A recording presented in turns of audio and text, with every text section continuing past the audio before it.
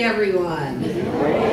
It is so nice to be here. Reverend Allen is on his much-deserved vacation with Kevin, and I think they're in Austria or Germany right now, so we're all here celebrating life. That's what we're doing here today, and the music is wonderful, Tim. Thank you so much, and Bonnie, too. It's a blessing to follow your growth. It's been great. Great. You'll probably tell us a little bit more about that. Yeah. So this morning I'm talking about a book. It's the book we're using in one of the spiritual living groups that's getting ready to get started. And this book just jumped off my bookcase when I was trying to think of a title for the spiritual living group. And it's called The Gifts of Imperfection. Let go of who you think you're supposed to be and embrace who you are. Your guide to a wholehearted life. Now, don't we all want a wholehearted life? When I saw that, I thought, well, this book is going to tell me how to do it. And it really is, it's just such a blessing. It was written by a lady named Brene Brown. She's a PhD from the University of Houston, I think. And she has studied, she's been a researcher for many, many years. And this book is a story of how her life changed after she did her research and realized that she was not living a wholehearted life. And this is the story of how she changed. So it's something we all can relate to. So I'll barely be scratching the surface actually today. It's a very rich and meaty book, so I do recommend it. So I have a slide that tells us what wholehearted living is. Wholehearted living is about engaging in our lives from a place of worthiness. Let's stop there. It's talking about that inner worthiness, that spiritual worthiness that we all are born with. It's not talking about anything on the outside. This is that inner knowing of who we truly are. It means cultivating the courage, compassion, and connection to wake up in the morning and think, no matter what gets done and how much is left undone, I am enough. It's going to bed at night thinking, yes, I am imperfect and vulnerable and sometimes afraid, but that doesn't change the truth that I am also brave and worthy of love and belonging. Wow. It's a long description. And wholehearted living is not a one-time choice that we make. It is a process that we go to. And guess what it takes? Practice. We all know. If it's good, it takes practice. So since we are human and we are so beautifully imperfect, we need to practice daily. In this way, the gifts of courage, compassion, and connection become the gifts of imperfection in our lives. So how does this idea of being beautifully imperfect mesh with our Science of Mind teachings, which says we are whole, perfect, and complete? Anybody sitting there wondering that? Our spiritual truth is that we are whole, perfect, and complete. This is how we came into this earth. Our core, right now, there are no exceptions. We are whole.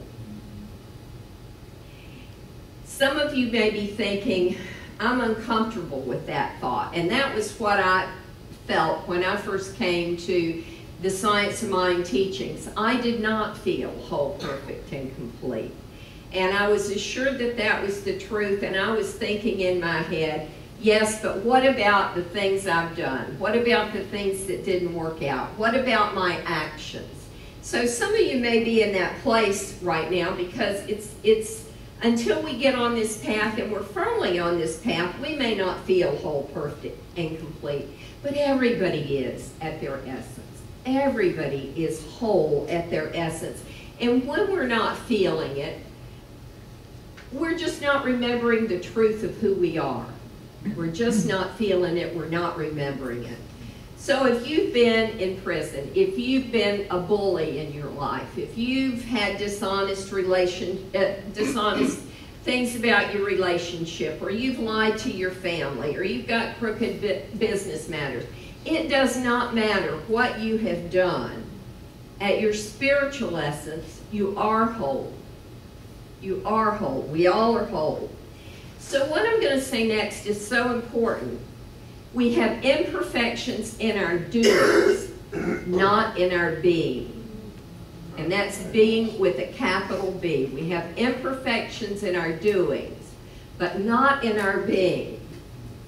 As we do this human thing, and we're all on this journey together, we make mistakes. We don't always get it right. You can view us as someone, we've got learner's permits. We don't have our license yet.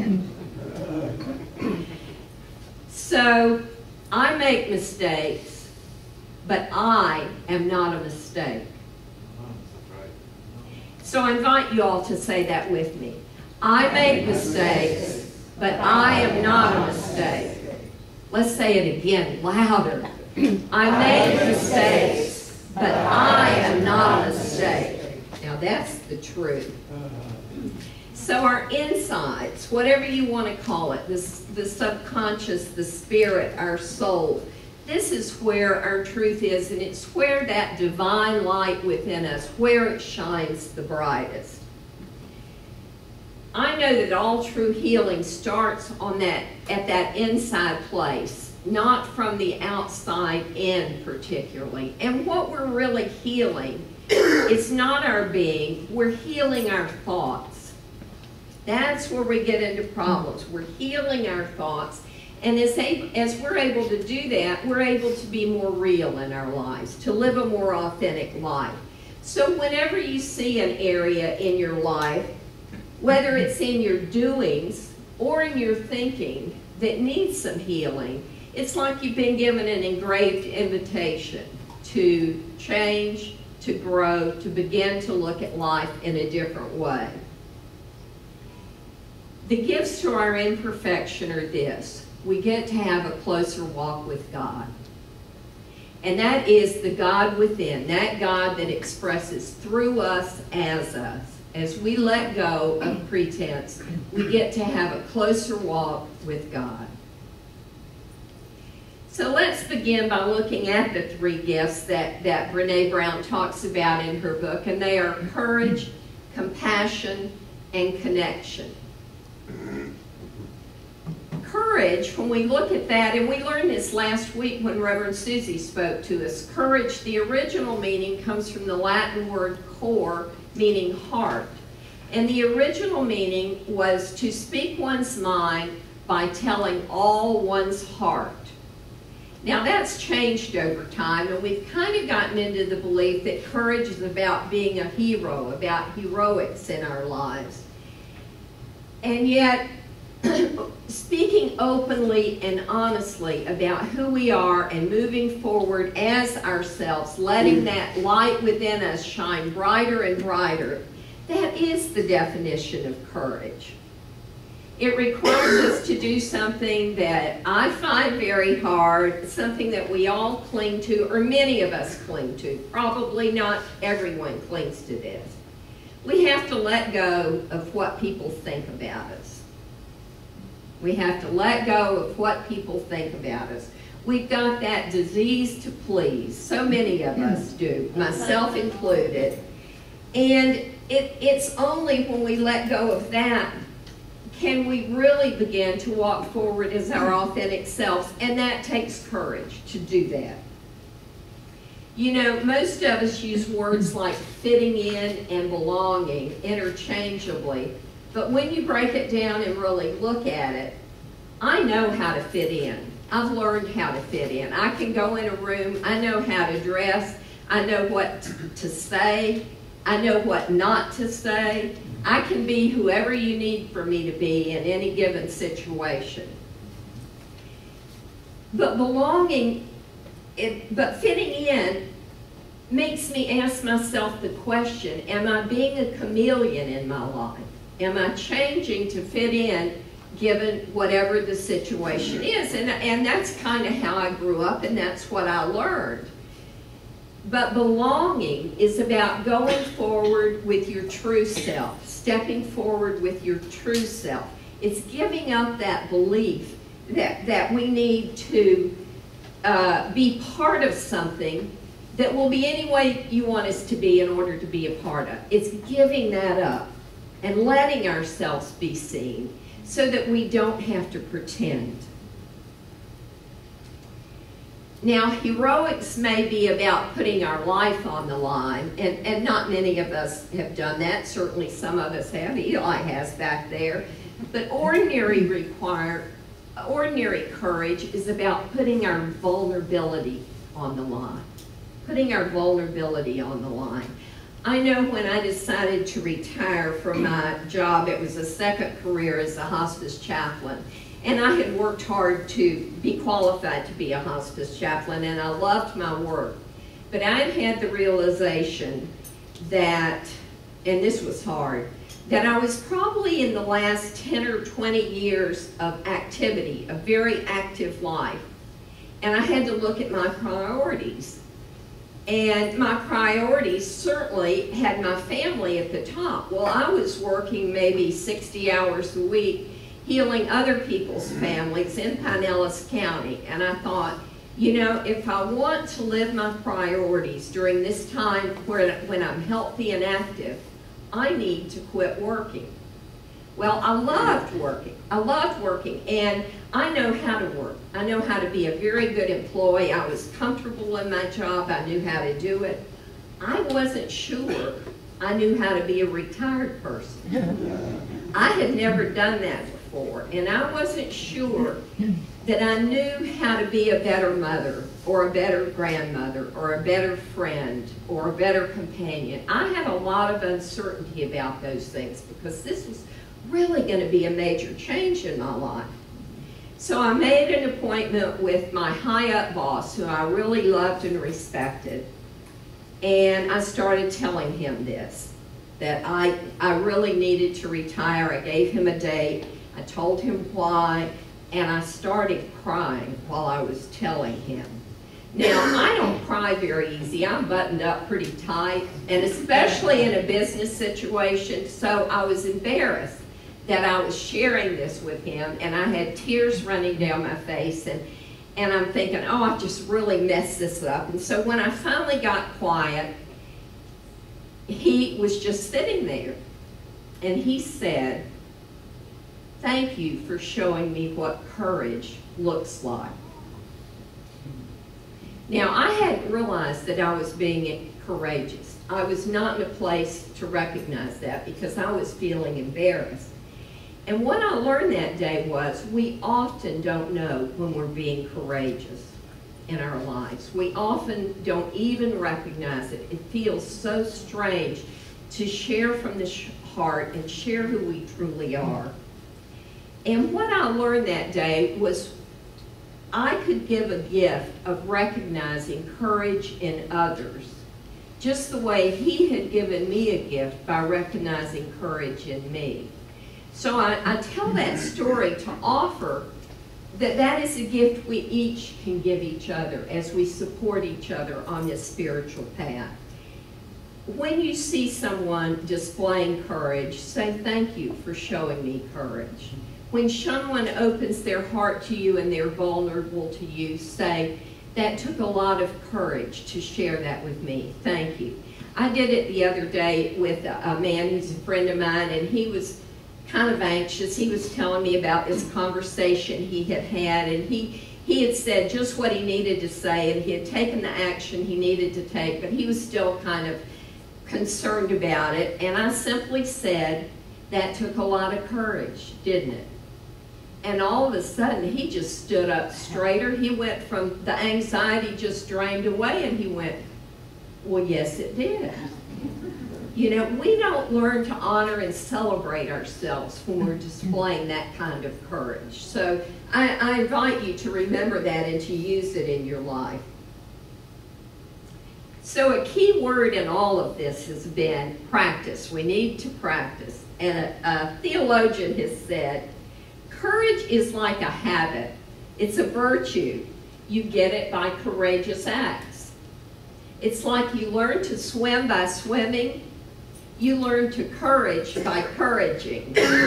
Now, I don't know if that word will pass the Scrabble test, but I love it. Randy, you're a writer. You probably know, but I thought, what a great word, couraging. I'm going through my life practicing couraging. I want to read a story from this book that Brene Brown told, and it has, the book is full of stories. It's great. It's so easy to relate to, and it is about courage, and it's also about compassion and connection. She says, I recently saw another example of ordinary courage at my son Charlie's preschool. Parents were invited to attend a holiday music presentation put on by the kids. You know the scene, 25 children singing with 50-plus parents and grandparents and siblings in the audience, wielding 39 video cameras. The parents were holding up cameras in the air, randomly snapping pictures while they scrambled to make sure their kids knew they were there and on time. In addition to all the commotion in the audience, one 3-year-old girl who was new to the class cried her way through the entire performance because she couldn't see her mom from the makeshift stage. As it turns out, her mother was stuck in traffic and missed the performance. By the time her mother arrived, I was kneeling by the classroom door telling Charlie goodbye. From my low vantage point, I watched the girl's mother burst through the door and immediately start scanning the room to find her daughter. Just as I was getting ready to stand up and point her toward the back of the classroom where a teacher was holding her daughter, another mother walked by us, looked straight at this stressed mom, shook her head, and rolled her eyes. I stood up, took a deep breath, and tried to reason with the part of me that wanted to chase after the better-than-you, eye-rolling mom and kick her perfectly punctual ass. Just then, 2 more moms walked up to this now tearful mother and smiled. One of the mothers put her hand on the top of this woman's shoulder and said, "We've all been there. I missed the last one. I wasn't just late, I completely forgot." I watched as the woman's face softened and she wiped away a tear. The second woman looked at her and said, "My son was the only one who wasn't wearing pajamas on PJ Day. And he still tells me it was the most rotten day ever. It will be okay. We're all in the same boat."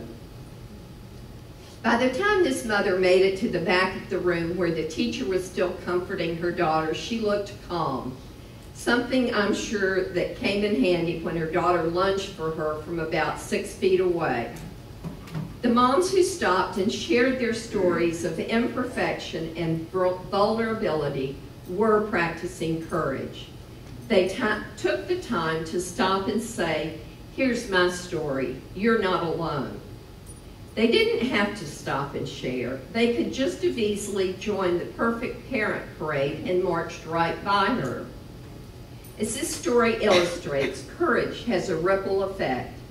Every time we choose courage, we make everyone around us a little better and the world a little braver.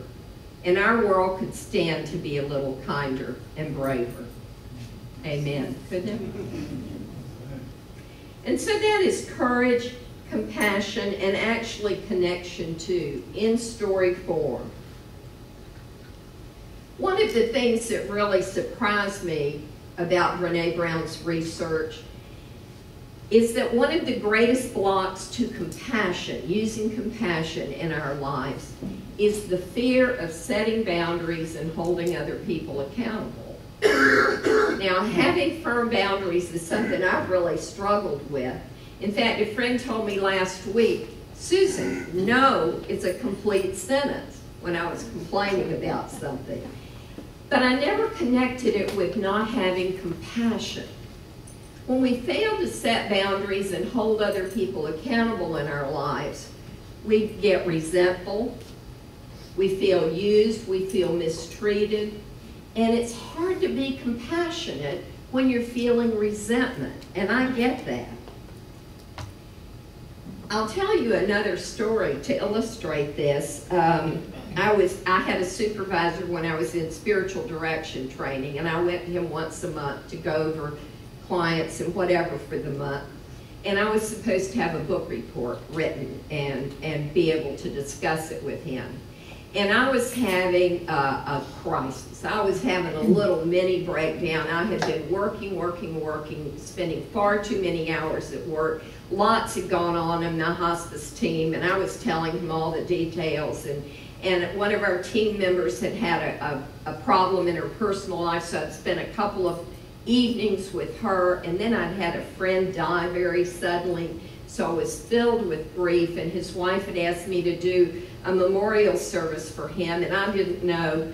He had a big work group, he had a big family, he had his wife, he had other friends, and they all had different spiritual and religious beliefs. He was very spiritual, not religious, and I didn't know how to pull all this together, and I hadn't read the book or done the book report.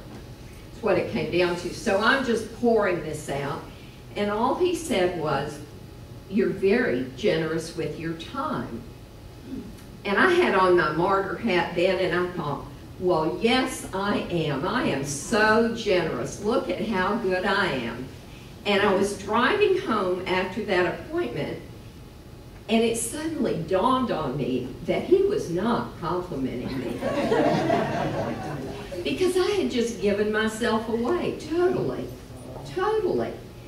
And so that research tells us that being compassionate is about being accepting with yourself, accepting what you need, taking care of yourself.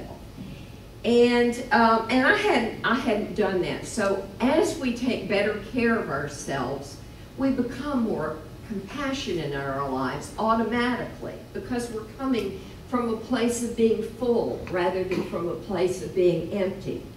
And I had this saying pinned to my kitchen wall. It's been there for a long time, but it illustrates this. It's by a Native American white eagle. And he says, and I'm quoting, "Do not give yourself more attention than you need, but take care of yourself, and do not continually slay the God within you. Give opportunities in your daily life for the Christ within to manifest itself. This is what we mean by loving yourself, and this is what Jesus meant when he said, 'Thou shalt love thy neighbor as thyself.' Love peace of mind, love doing the right thing, love living according to divine law." That's from White Eagle. It's beautiful. So as we move on to connection, Brene Brown defines it as that energy that exists between people when they feel seen, heard, and valued as their authentic self. Connection is when you feel seen, heard, and valued as your authentic self. And we are hardwired for connection. We all need connection. We've heard stories about babies that don't thrive because there's no one to hold them, no one to love them, no one to rock them. So it's something that we all need. From the time we are born, we need this connection to thrive intellectually, physically, spiritually, and emotionally. We need connection. And that makes the consequences of not feeling connected so much more dangerous. Now, this is my soapbox, and I'm talking to myself here, but I have concerns about our use of Facebook and all the social media, and I'm on several times a day, and I click like on everything I like, and I write little comments like beautiful or precious or so cute, and I feel connected to this wide group of people. And yet that's not the same as me picking up a phone and saying, "I've been thinking about you today, how are you doing?" Or picking up the phone and saying, "Have you got a few minutes? I need to talk, I need help." Now that's where real connection comes in. And I think, you know, I look at the time I spend on there and I wonder if my life is in balance. You know, we put YouTubes on Suncoast, the videos of Reverend Allen's talks every week. And we love it when everybody goes on and listens to them again. But that doesn't really replace being here on Sunday. Because here in person is where the real connection is. It's where the hugs are. It's where you have conversations that are meaningful about things that matter to you. It's where you get a pat on the back. So it's not the same. When you come in person with people, you get that connection that's spiritual, intellectual, physical, and emotional. So here's one of the important ideas that I got out of the first part of this book, and oh, I love it. When we want to fully experience love and belonging, and we all do, right? We must believe that we are worthy of love and belonging. When we let go of what other people think about us, and we gain access to our own worthiness. We have that feeling, that knowing of our own inner value when we can let go of what other people think about us. So a challenge for this, for many of us, the first one is for me, I've got prerequisites. I'll be worthy when I lose 20 pounds. I'll be worthy if I can make a living selling my art. I'll be worthy if I can get and stay sober. I'll be worthy if everyone thinks I'm a good parent. I'll be worthy if I can hold my marriage together. I'll be worthy if I can make partner. I'll be worthy when my parents finally approve of me. Ooh. I'll be worthy when I can do it all and look like I'm not even trying. We have so many prerequisites to our own worthiness. So what we need to do is claim the truth. Claim it right now that we are worthy of love and belonging, just as we are. In order to live this wholehearted and open life, we need to look at the things that get in the way. And these are shame, fear, and vulnerability. Shame is that awful, painful feeling. It's very personal, of believing that I am flawed. There's something wrong with me. And that makes me unworthy of love and belonging. Now, I was thinking that I didn't hang out in the shame arena too much, but the research shows that it is something that is within all of us. It's something we've all picked up as we've gone through life. We all have shame, that it is a universal experience. And I have a slide to differentiate the difference between shame and guilt. Shame is believing, and it is crippling, that I am bad. Guilt is, I did something bad. And there's a huge difference between the two of them. Guilt can be just as powerful as shame in our lives, but guilt often leads us to make amends, to say I'm sorry, or maybe to change our behavior into a more positive behavior. So guilt can be a positive motivator, but shame, the research shows that shame corrodes, what a word, shame corrodes our belief that we can change and do better. The Jewish way.